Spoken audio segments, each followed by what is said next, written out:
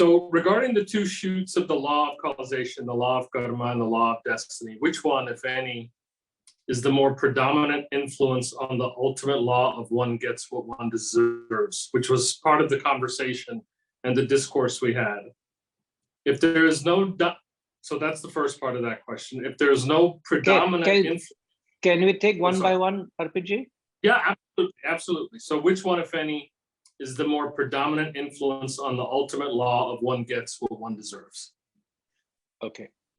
The question, if I understand you correctly, you're asking, we make a very profound statement that one gets what one deserves, not one desires. That's right. And we state that this is defined by the law of karma, which constitutes the law of destiny and the law of karma. The law of causation, which constitutes the law of destiny, law of karma. Now you're asking, which of these laws, what's the right word you used? Is the predominant influence, or the prevailing influence? The predominant influence that determines what one deserves, not one desires. That's right. See, there is no difference between the law of destiny and law of karma. It is only where is it being positioned. The law of destiny only connects our past to the present. The same principle of cause and effect, which connected our past to the present, only extends that present into the future as well. So it not only says you are a faithful product of your own past actions, you'll also remain to be a faithful producer of your future as well. But what governs all of this, whether it be destiny or karma, is the law of cause and effect. But when we talk of you get what you deserve, we're always talking about the present moment.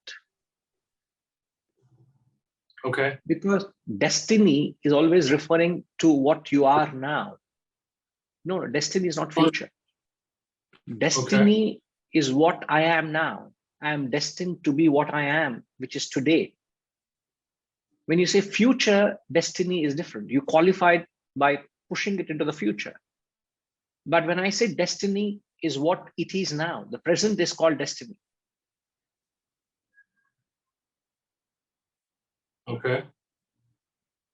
Now, don't go by the English word, please. When you say destination, No, I got it. We always refer to the future. Yes. Okay? But when we say destiny, it's because the law of destiny. Why we do call it law of destiny? Because it is defining my present only. And what defines my present is my past. So it connects my past to the present. So in answering your question, what is that law which more influences the fact, which is you get what you deserve, not what you desire? It is not any specific law, because it's the law of causation that determines, which is the cause and effect. Because I don't see any difference between law of destiny and law of karma. They're one and the same thing. It is only being positioned from past to the present or present to the future. The same principle continues. It's a different term we're giving, that's all. Got it. Okay, that makes sense. I think the clarification on the treatment of the word destiny is the linchpin in that answer for me. I thought so. Yeah, I was probably thinking of the English destination and future, and so that was the confusion. Thank you for clarifying. No problems. I go to the second question. Please. Yeah. In the Doha, Sant Kabir indicates that dhire dhire, with the slow and steady mind, everything happens. On the flip side, we often discuss the urgency of this material, of the need to embrace and pursue the self. These two, dhire dhire and urgency, seem to contradict one another. Please explain.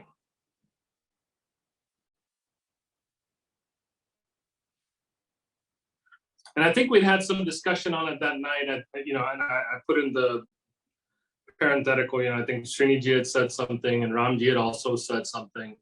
But still, it's never clear to me. It's, on one hand, we speak of we should urgently do these things, but yet it also, the guidance is that it will take time. So is it that we should be urgent in our taking the first step and moving in this direction?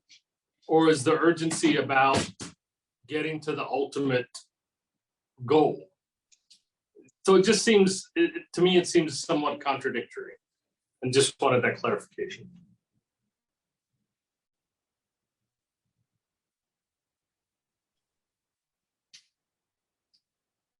Now, who says urgently? Who says so? I mean, over the years, I'll say I've heard, that it's urgent that you get onto the business of this spiritual pursuit, right? And yet, Kabir seems to indicate, it's a slow process. And I've heard that as well, but just at times that I've felt that way. I've heard other students, they get frustrated. On one hand, you're saying it's urgent, get into it, let's go. And on the other hand, you're saying, no, it takes time. It takes many lifetimes. You don't know. So it's just that,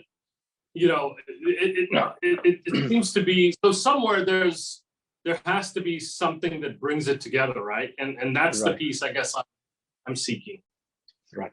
In fact, I'm glad you put these two terms together. On one hand, there is a message that there is an urgency to embark on this journey. Enough time has been wasted. On the other hand, we are being said, be slow, O mind. So it's almost contradictory. It's a very apt observation, I would say. But I think once you look at it this way, there shouldn't be any confusion. So the urgency is to embark on the journey. The urgency is to put in the effort. The urgency is to do not waste any further time. It's like your country is on war. The army is marching towards your town. You can't be celebrating, man. You got to pack your bags and leave. You can't say let's enjoy life. That's not the kind of attitude we are having. We are all enjoying life. We are having a jolly good time, merry-go-round, and say let's go around the world and see and enjoy life, not knowing when is that last moment, when is the next moment that's going to be my last moment here. So there is no realization of how valuable time is and how much we have done to reach this actual point. So there is no realization. So to which the masters say, realize the urgency to embark on this journey, realize the urgency to get to the higher, to evolve. Don't miss this opportunity. That is with reference to the action. Now, having performed the action, you must arrest the anxiety for the fruits. See, everybody acts to gain the fruit, isn't it? But while acting, you shouldn't develop an anxiety or an attachment to the fruit. Therefore, if you read Sant Kabir's Doha very closely, Gayatri Ma, can you have the translation of verse 20 again, please? He says very clearly, he doesn't talk of karma. If you read, he says, be slow, O mind. He's telling you to arrest the mind's anxieties, mind's anticipations, mind's expectation, because mind all the time rushes into the future. So he's telling you to calm the mind, to understand the earlier law, you get what you deserve. Please understand that. Even though your mind tends to desire, understand you get what you deserve. But the urgency is to get there. But still, only when the time comes right, when the season is right, the fruit's ripe, the fruits come. I can do all what I can, but there is so much beyond my little actions which I'm unmindful of. I do not know what all I have done, my past. I can't undo that overnight. But however, step up your efforts now and surrender the fruits with humility, surrender with acceptance, surrender with understanding that fruit is not in my hands. In fact, ma phaleshu kadachana, fruit doesn't belong to you. So why are you developing an anxiety? Calm down, calm down. So the calm down is not for the effort, calm down is for the mind. Urgency is to step up the effort. So if you put these both, they go in parallel. They're like two tracks, a pair of a railway track which take you forward. See, there's so much effort, RPG, to put in. I was just seeing how long my day was yesterday. Nothing to impress you all. My day began at 4 a.m. and it was non-stop till I got to bed at 10 o'clock. Non-stop. I didn't get a chance to blink my eye for a minute. And that was my day yesterday. And invariably, every other day is like that. And thanks to so much effort and with so much love and dedication and spirit of service, everybody is trying to take the foundation forward. It's very touching. It's not possible by any one person, but it's demanding. And so is my day demanding. And so is my next, the calendar, it's so heavy. The rest of the next 2-3 weeks ahead, I know so much needs to be done. But as I'm understand the urgency of my actions, I understand the importance of what needs to be done. At the same time, I also must have a restful sleep, isn't it, at night? I tell you, when I hit the pillow at 10 o'clock, I was there till 10 o'clock because I was answering calls. At 10 o'clock, I got to sleep. Sharp 4 o'clock, I got up. I had sound sleep. I don't think there was even any thought that disturbed me. I deserved that sleep. So my mind was so calm. There was no restlessness, anxiety. As I was just before after a meeting, I parted with Gayatri Ma, Harishji, and Rajima. They were there. The number of things that were flooding our minds, I almost told Gayatri Ma, take a notepad and start writing down what I'm saying. It was just like a flood of thoughts. So much so when me and Harishji were locking up and leaving, Harishji almost said, Guruji, put an end to all that needs to be done. Because if we achieve what all we have brought it out itself is enough. Because there's so much that needs to be done. Not to impress anybody, because there's an urgency. We want to get things going. But yet, if that hits your mind, you will be restless, you will be anxious, you will be tossing in the bed. Oh my God, I must do this. There is none of that. So there is such a perfect balance between when you are in action, you are in such potency. At the same time, the mind is not anxious at all for the fruit. This is sattva, sir. Your mind, you're physically active, you're mentally balanced. This is the definition of sattva. If your mind gets ruffled, your mind gets disturbed, that's rajas. Physically active, mind also, you're active and uncontrollable is rajas. So if your mind is calm, if your mind is steady, if your mind is poised, if your mind doesn't become anxious, only test is you have to find it. Like a test is, can you put your mind to rest when it needs to rest? And I say, I achieved that yesterday. I don't know, is it possible every other day? I do not know. I'm saying yesterday I did that most of the time. There's no problem. You switch off before you realize you're off. So there is no contradiction. In fact, I thank you for asking the question. It brought out a very subtle difference. So physically be active, mentally be calm. And when would you be calm? Only when you surrender to the law of nature. In the Ishavasya Upanishad, did we learn that, RPG? What was that mantra? Ishavasya Upanishad.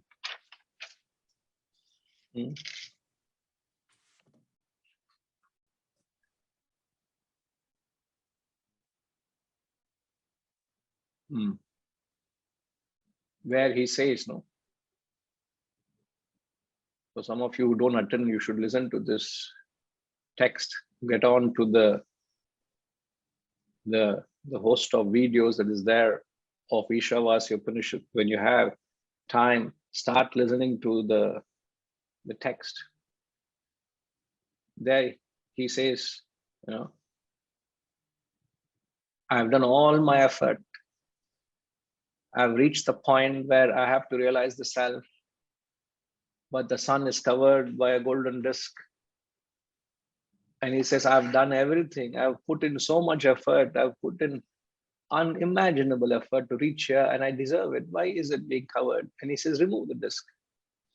And he says, I can't do much because I am the nature of truth, he says. I am of nature of truth. I surrendered. I can't do much. So there's effort plus complete surrender, which is what we are saying. When you surrender, when you have faith in providence, there's no anxiety. You see? Otherwise, I must do this. It must be done. That must be done to impress it. We should do it this way. We should do it that way. Perfect. Fine. At the end of the day, you must have your mind well under your control. Effort is one thing. The effect is not in your control. So it may happen far more than what you have anticipated, or it may be below par what you anticipated, but what gives you satisfaction is the effort, and the need is to step up your efforts to get to the self, not the outcome, sir. When the time comes right, all will fall in its place. Because your action is insignificant in the totality. So when you humble and bow down, that's when your mind becomes calm. If you look at it that way, sir, there is no contradiction at all. In fact, they go hand in hand. Urgency to act, slow down the mind.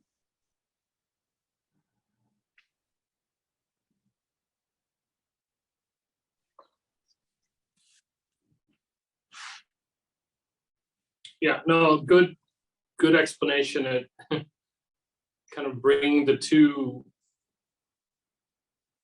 writings together, it brings up more questions, but no, I'll have to think on it. Yes, sir. Even if you said bad explanation, I will still say think about it. That was a great explanation. No, I don't know what you say. I've renounced the fruit. I don't know what you say. But give it a thought. It's a very pertinent and a very profound thought. In fact, it's explaining what sattva is. You're active, yet your mind is balanced. Your mind is not out of control. Mind is not in a restless state. Okay? Yeah. Come back if there's anything that bothers you, sir. Most welcome. All right. So the last we did was the 22nd doha. Maya Marina Manumara Marmar Gaye Sharir Asha Trishna Namari Kah Gaye Das Kabir. So the 4 points that the doha spoke about is, one is the illusion, another is the mind, the third is the hope, and the fourth is the delusion. So the illusion is the experience of believing that which is unreal as real. Some illusion is you start seeing things and you believe that's a reality. Example, you see a ghost where there's a post. You see a mirage where there's hot sand. You see a snake where there's a rope. You see unreal and you think it's real. That's an illusion. And the mind is that which constantly projects the world. The mind is that which creates the flavor of the world. The world, let's say, is bland, but what gives spice to the world is your own mind. So it's the mind that projects the world. And another trait of the mind is asha. Asha is, we'll have to ask Ashama only. Who else can explain what asha is except Ashama? Asha kya hota hai, ma? Hope. Asha is hope. You are a very positive person, no? Huh? Because my friend had once translated my name. My mother used to call me Asha Lata.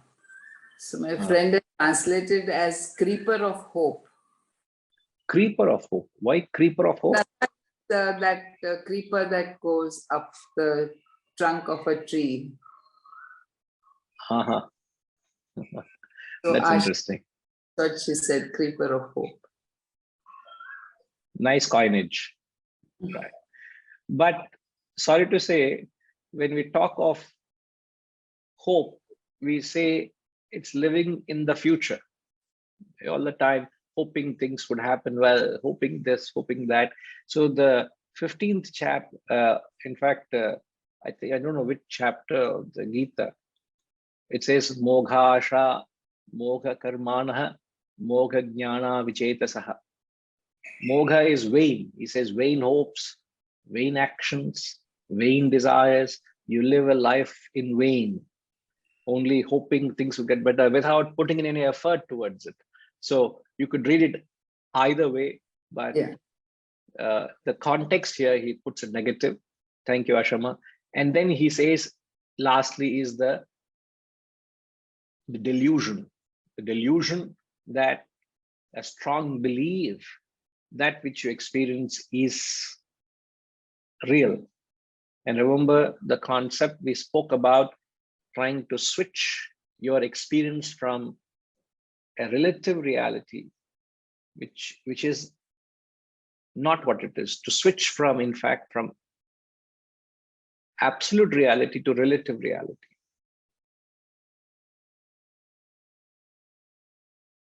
You remember that, Kashish? Were you there last week? Or you caught up? Have you caught up? Yes. As per I your watched promise? the videos yesterday. Wonderful. So what was the concept we spoke about? You spoke about, like, are you talking about how to switch from absolute reality to relative reality? Is that the question, Guruji? Yes. I believe you said you begin by giving everything its right value instead of the black market value. Mm. So that means, taking into account that you accept that it's a relative reality and you're like, okay, if you have to give something a value, at least give it an appropriate value. And over time, you start to realize that in fact, it has no value. Like there's nothing to worry about. Can I give an example? I will give an example. Can I? Yeah, of course. Example, my boyfriend is not talking to me.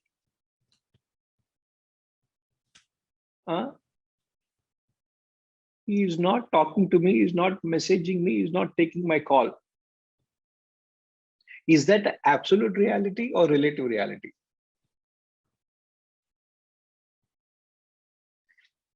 It depends on what you make of it, isn't it? You can go through that emotional turmoil, what's happening to that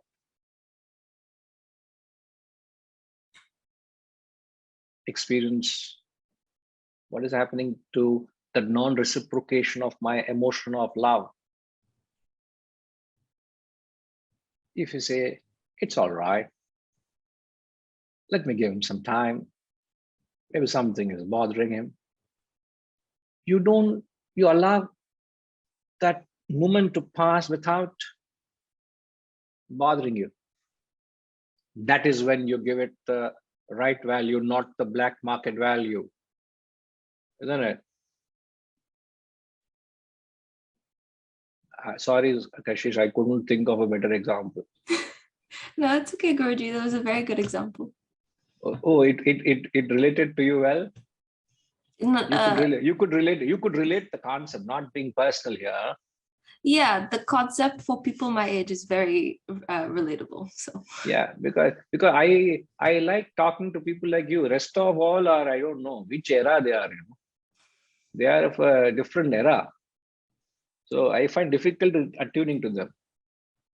And Jayashree Ma, I can't talk to Jayashree Ma like that. Can I talk to her like that?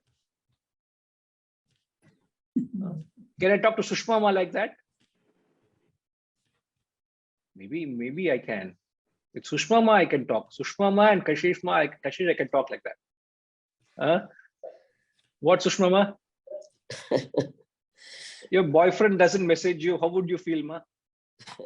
I have no boyfriend and never No, have. no, I will not believe that. I will not believe that. Guruji, at my stage, I was married at 18 without having any boyfriend. We were not given a chance to have a boyfriend. No, you're so sweet, Ma. So sweet, Just for the sake of it, I'm very mischievous. I do all these lot of mischievous things I keep doing. So we never So- had that anxiety. I never had that anxiety because I had no boyfriend. So that's why I said I couldn't think of anybody else of taking an example except Kashish. Okay. No, but you got to look at your life, and you got to examine the moments which are consuming you, and look at it from a relative reality. Don't allow this moment to consume you. All what I'm saying is, let this moment do not define your life. The problem is when you make the moment an absolute reality, this moment defines your life. We fail to realize that this moment also passes.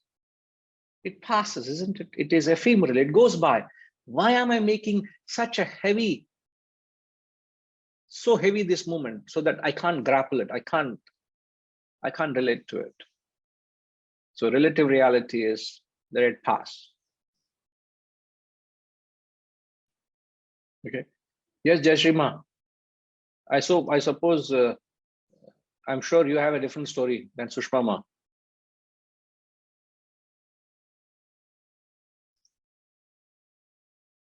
Ma, could you unmute yourself, please? Yeah. Same thing like her. Same thing here. Very, very, very sorry to say, very boring, Ma. I like the others talking, sir. I want to listen others talk. No, I know you. Because you keep listening, I said, let me get you to talk something. Yes. It's very difficult to get something out of you, All right. Thank you, Ma. All right. So